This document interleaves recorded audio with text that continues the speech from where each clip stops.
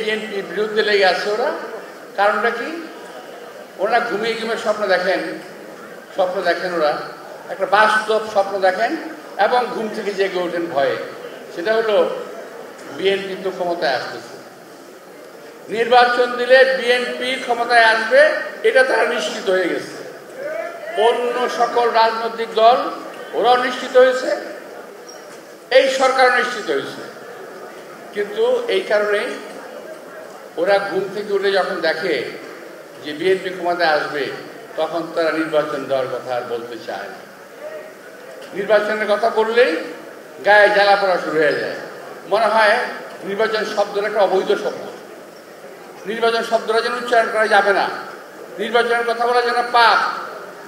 আমরা গত 17 বছর আন্দোলন করেছি রাজপথে, কি জন্য ভাই? কথা বলার অধিকারের জন্য, গণতন্ত্রের জন্য, নির্বাচনের জন্য রাজপথে আন্দোলন করেছি।